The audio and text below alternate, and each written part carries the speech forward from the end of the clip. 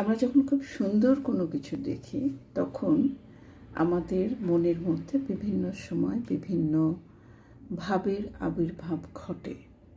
যেমন কারো মনের মধ্যে গুনগুনিয়ে গান চলে আসে, কারো একটা এমন আবেগ কাজ করে যে সারাক্ষণ সে ভালো লাগার জিনিসটাই মাথাতে মনেতে ঘুরতে থাকে।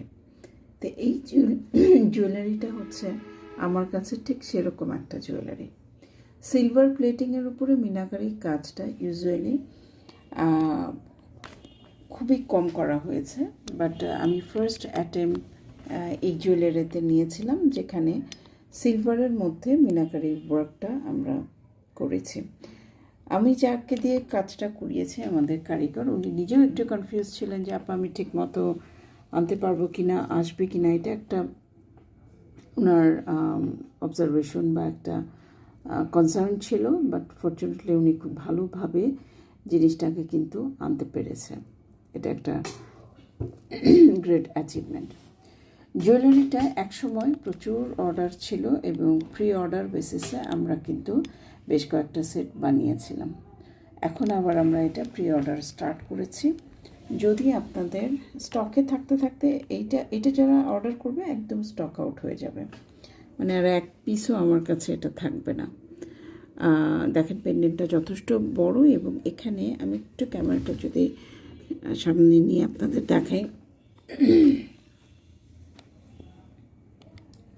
এখানে মাল্টি কালারের স্টোনগুলো ব্যবহার করা হয়েছে। এখানে দেখেন পার্পল কালার, তারপরে এডি স্টোনগুলো ইউজ করা হয়েছে, হোয়াইট কালারের ফিরোজা কালারের স্টোন ইউজ করা হয়েছে। মিনাকারির মধ্যে একটা মাল্টি কালারের লুক আছে, এখানে মার্বেল স্টোন আছে।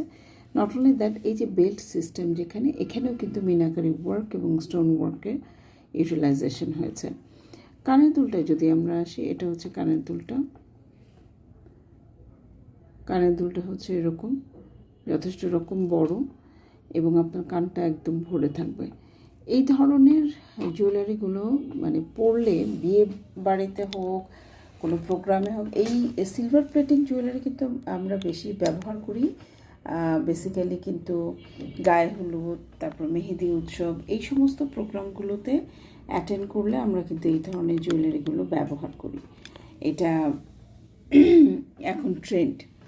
ইভেন ব্রাইডালকেও দেখবেন এই ধরনের জুয়েলারি কিন্তু পরানো হয়, বিশেষ করে মেহেদি উৎসব বা হলুদের প্রোগ্রামে, তাই না?